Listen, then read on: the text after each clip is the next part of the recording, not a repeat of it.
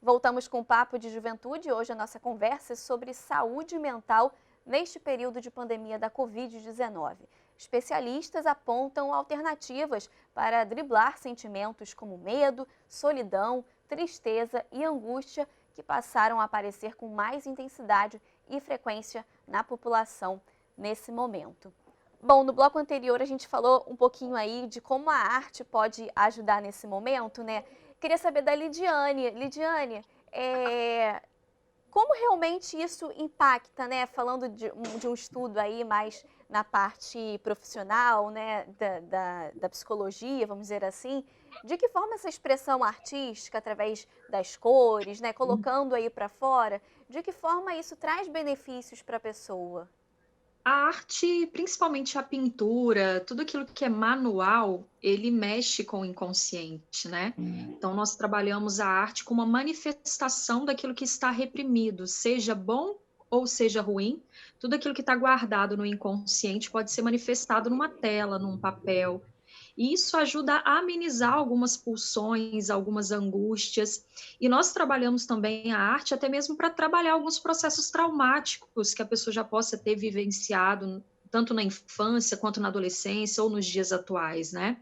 Então, quando você usa a arte, ela ameniza sofrimento e também ela pode manifestar todas as emoções positivas que aquela pessoa tem, todos os sonhos, todas as idealizações, tudo aquilo que ela já quis ter e não teve, ela consegue amenizar através da pintura, manifestando através das cores. Quando a pessoa faz pinturas com muita cor forte, vibrante, ela manifesta ali todas as emoções, todas as pulsões positivas que ela tem referente às suas vivências. Então, a arte hoje, ela não só ameniza o estresse, como ela previne gatilhos mentais como autossabotagem, como a procrastinação, né? Ou como gatilhos também para uma reincidência em algum quadro, algum transtorno. Então, a arte, ela é a forma mais linda que tem de manifestar as emoções. E é importante a gente falar que isso serve para todas as idades, né?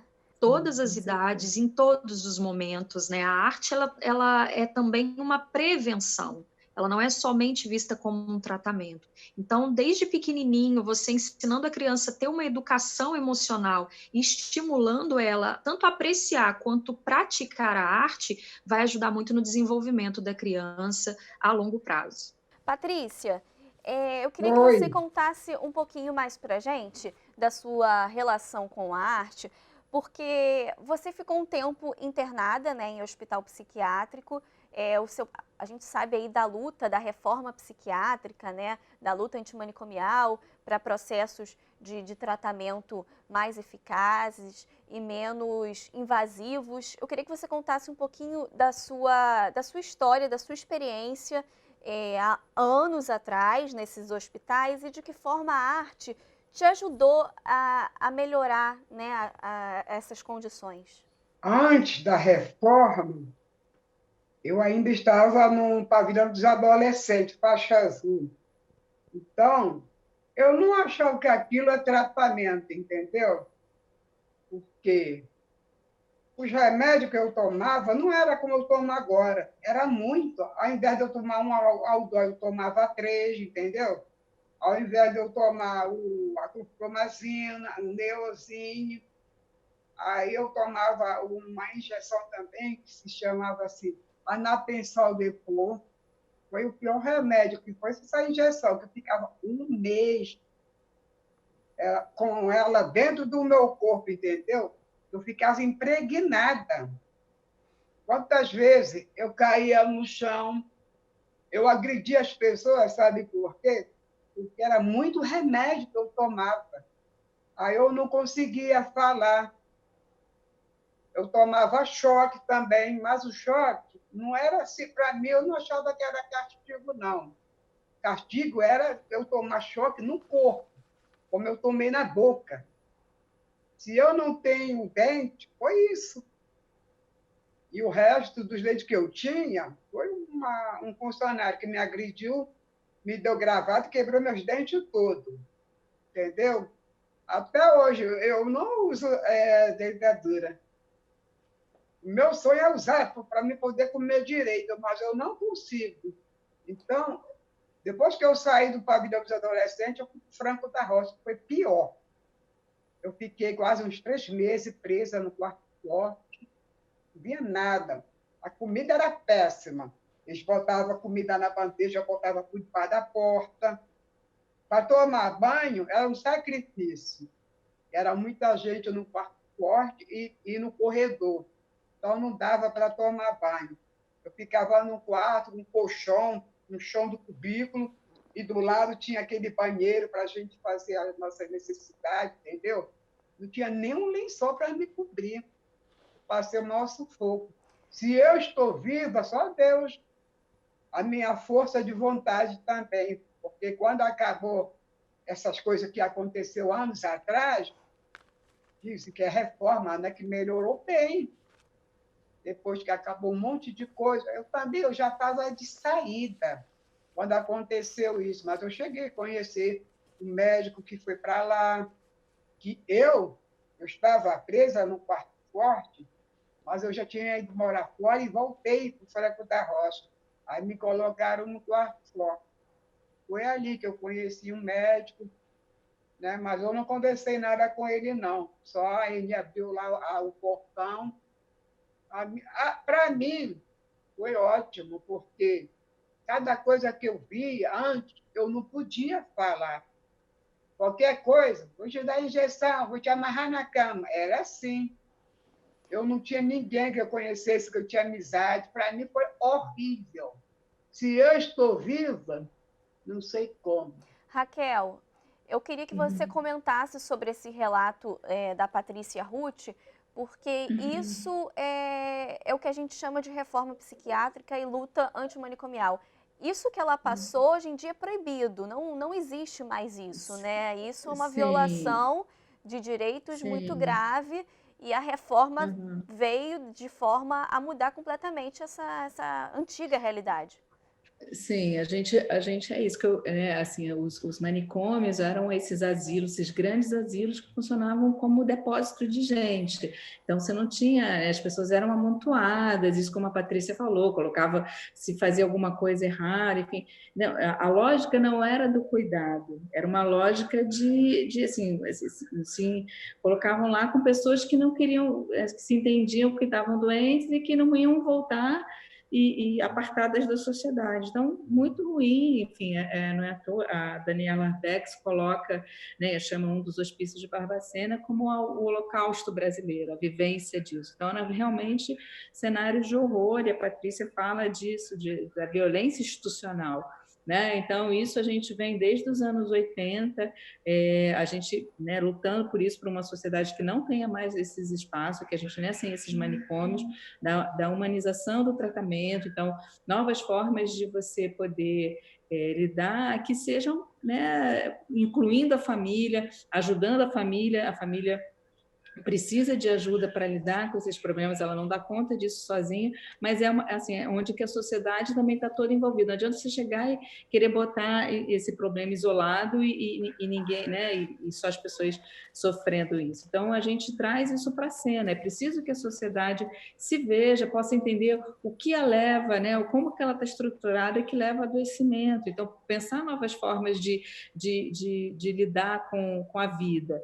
Né? Então, e não, né, culpabilizar a pessoa que por um acaso, né, tem um surto, alguma coisa assim. Isso precisa de cuidado, e a gente então, né, foram inventando novas possibilidades de escapes, tudo. Hoje em dia, assim, porque eram espaços de tortura, né? Então, cela forte com tortura. Então, a gente precisa, mas é importante que a gente continue sempre vigilante, porque facilmente essas formas podem voltar com novas roupagens. Então, porque a gente muito facilmente pode continuar querendo com uma lógica de isolar aquilo que a gente não entende, aquilo que a gente não conhece, aquilo que nos assusta. Então, a gente precisa o tempo todo estar falando sobre isso para evitar que isso aconteça. Então, por isso a importância do museu também como espaço de arte, mas também como um espaço de memória, para evitar que essas situações se repitam. É importante que a gente esteja ativamente trabalhando sobre isso, né? Porque podem novos modelos, porque quando a colônia, por exemplo, ela surgiu, ela era um modelo, eram colônias agrícolas e tudo, e era um modelo de tratamento dos mais modernos. Mas rapidamente ele se transformou num depósito de gente. Então, por isso que é muito importante que a gente esteja atento, a sociedade envolvida, entendendo que isso é um problema de toda a sociedade, e não uma coisa que é só um problema médico e que a gente se isola e resolve, enfim, né? Então, é uma coisa que se resolve não só com medicação, mas com cuidado, com acolhimento à família, acolhimento ao paciente, né, novas formas de pensar a relação com o trabalho, né? Enfim, então, é por isso, programas de geração de renda, espaços de convivência são muito importantes, né? Porque só assim a gente vai criar uma sociedade plural, né? Então, acho que muito importante a Patrícia nos trazer isso, né? E Patrícia é um exemplo de superação, né? De como ela conseguiu superar isso, passar por esses horrores todos, e seguir de cabeça em pé, e hoje, né, fazendo uns trabalhos incríveis. Então, acho que é mérito dela, né, mérito de todo o esforço de mudança disso, mas a gente não pode permitir que isso aconteça novamente. Com certeza. Lidiane, eu acho que esse relato da Patrícia também mostra um pouco do estigma que a sociedade, né, coloca aí na questão de pessoas com a saúde mental debilitada, e aí acaba impedindo muitas pessoas de procurarem tratamento, procurarem ajuda, e a gente trazendo isso para a nossa realidade, para esse momento que a gente está vivendo. Muita gente talvez esteja passando por crises de ansiedade, por um período depressivo. É importante a gente falar que o tratamento hoje em dia é completamente diferente, né? Você, como psicóloga, tem uma linha de atuação, assim como existem outras linhas. Procurar ajuda é necessário nesse momento, e tirar esse estigma, esse rótulo que ficou justamente por histórias como essa. Eu ia até pontuar essa questão, né, da luta antimanicomial, porque ela ainda persiste e a gente vai estar nesse movimento a um longo prazo, porque eu falo que a informação, ela acaba com o preconceito, né? E tem muitas pessoas ainda que têm esse preconceito por não entender sobre a saúde mental. Tem pessoas hoje em dia que não querem ir no psicólogo porque tem medo de ser taxado de doido. Quando você faz o encaminhamento para o psiquiatra para fazer uso de alguma medicação, ansiolítico ou antidepressivo, ele não quer ir no psiquiatra por medo de ser taxado como louco, né? Então, nós ainda estamos nessa luta contra o preconceito, principalmente no Brasil. O Brasil, ele é o país que está em primeiro lugar na América Latina com uma população mais ansiosa. E nós sabemos que a ansiedade, ela desencadeia outros problemas de saúde mental. Então, hoje, enquanto tratamento, a psicoterapia, ela tem que ser vista também como uma prevenção, né? De você se conhecer, aprender a lidar com suas emoções, se tornar mais resiliente para os problemas que vêm no dia a dia, né? O tratamento medicamentoso, você encaminha para o psiquiatra, é fundamental, né, para trabalhar esse sistema neuroquímico, para tirar os sintomas das psicopatologias. Então, hoje, nós precisamos abrir a nossa mente em relação à terapia, a tratamento, porque quanto mais se deixa um transtorno ir passando, mais as pessoas vão piorando, mais as pessoas vão alimentando esse estigma que há um padrão de normalidade, sendo que isso não existe. Então, hoje, procurar tratamento, falar sobre saúde mental, principalmente nos veículos de comunicação, é fundamental para que a gente eduque a população brasileira tanto a saber tratar a pessoa que tem uma doença mental como ser humano mesmo, né? E aprender a lidar com outras situações para integrá-los cada vez mais na sociedade. Então, é fundamental falar cada vez mais sobre isso. Com certeza, recado muito bem passado. A gente está indo para o final do nosso programa. Eu queria, para a gente encerrar, saber um pouquinho da Patrícia, a sua expectativa, Patrícia, para os próximos meses. Aí você falou que está cumprindo a quarentena, está em isolamento social. Qual o seu maior sonho, Patrícia? É dar aula de desenho, dar aula de desenho virtual. Virtual? Peraí, aqui, ó. Eu estou fazendo teste com a Margarete. Para mim poder dar aula. Peraí, senta aqui.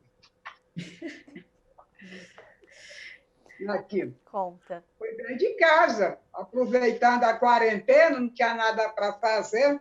Eu ficava nervosa, parada. Então, aqui, ó. Acho que isso é muito importante, né, Patrícia? Né? Eu acho que por isso também que o museu fez essa campanha do Arte em Casa, né, para que a gente pudesse levar para as pessoas, né? A gente conseguiu fazer uma campanha de que a gente conseguiu fazer 60 kits que a gente está distribuindo hoje, justamente para estimular esse trabalho, para que as pessoas possam se sentir mais acolhidas, sentir que a gente está junto, né? Que esse processo vai acabar em breve, mas que é possível a gente despertar a criatividade. Eu acho que isso pode ser um grande fator para ajudar as pessoas a suportarem esse momento de confinamento. Então, o museu, acho que conseguiu fazer essa colaboração com a sociedade, fez essa campanha Arte em Casa, e a gente está hoje distribuindo 60 kits para os nossos frequentadores, né, com a ajuda da BIC, que nos apoiou bastante, e pôde, né, a gente vai estar, então, com coisas que vão ajudar a Patrícia também a poder fazer o curso dela de desenho e as pessoas terem material para trabalhar, para fazer esse trabalho em casa, né? E quem sabe isso vai virar uma exposição, um trabalho na próxima exposição do museu, quando o museu reabrir. Muito bem, a gente aguarda aí, então, todas essas ações. Muito obrigada, tá, pela presença de vocês. Boa sorte aí nos próximos meses, que vocês passem aí, né, da melhor forma possível. Patrícia, muito obrigada, boa sorte, que você consiga dar as suas aulas online, para a gente poder acompanhar mais uma exposição sua. Obrigada, tá? Nada, foi um prazer de conhecer vocês. Muito obrigado também. Um beijo a todas vocês, muito obrigada. E muito obrigada também a você que acompanhou o nosso programa de hoje. Continue ligado na programação da TV Alerj pelo nosso site e também nas nossas redes sociais. Até semana que vem. TV Alerj, o canal do povo.